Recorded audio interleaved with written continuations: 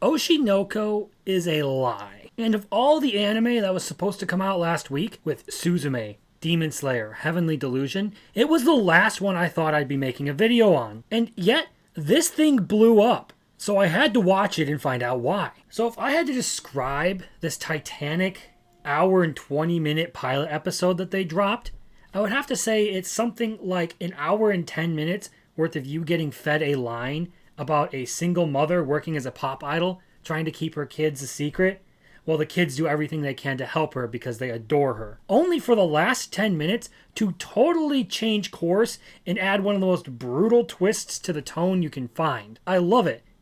And it satisfies the evil part of me, because hiding behind the masquerade of this wholesome and heartbreaking story about a family is a tale of rage and revenge. Now, one thing I will say is it felt kind of boring as it took its hour to sort of get you connected to the characters, particularly with Ai. It's slow, rather mundane, and spends a lot of time talking about jargon in the entertainment industry and how things work, and philosophizing about lies and love.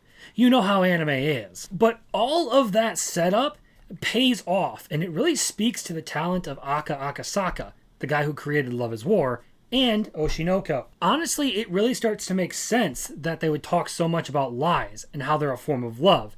And they set all this up about how Ai is a liar and that her whole persona is built on lies. And that whole spiel is just to set you up for the twist, to reveal to you that they had been lying to you about all this family stuff, and that this is actually a story about revenge. So what is Oshinoko even about?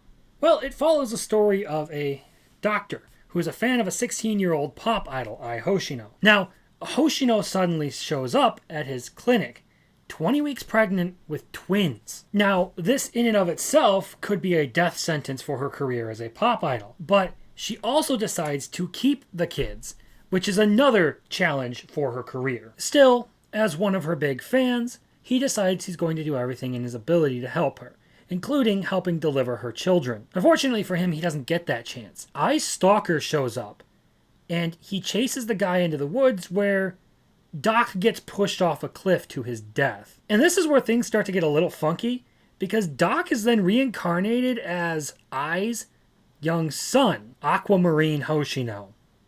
Brilliant name there, right? But he's not the only reincarnation here.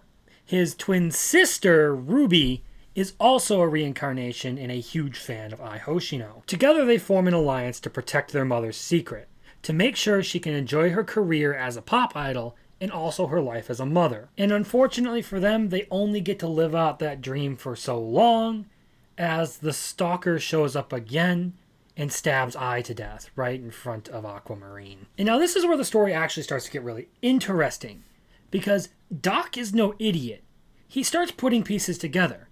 How could this stalker have found Ai twice when her location had been secretive and no one else should have known where she was? Ultimately, Doc comes to the conclusion that this information was leaked intentionally to the stalker in order to provoke a confrontation that would result in the death of Ai Hoshino. And the only person he can think of who would do such a thing would be his biological father. He had been struggling to find another purpose after failing in his first one of protecting Ai Hoshino. But now, his life becomes filled with the desire for revenge, as he realizes he might actually have a chance to avenge his mother. I think it's pretty brilliant, actually. It does a pretty good job of selling you the line of this wholesome and tragic family arc, all the way up until they establish that it's actually going to be a revenge story. And this sort of dark storytelling masquerading as something friendly and happy and cute is one of those things that really gets me into storytelling. All in all, I think Akasaka does really well at getting you to care about the characters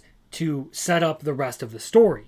He really gets you to feel something for Ai and for the kids, and that death scene actually feels really tragic. It's a touching conclusion to Ai's story, where she's actually able to admit that she loves someone, to her kids no less.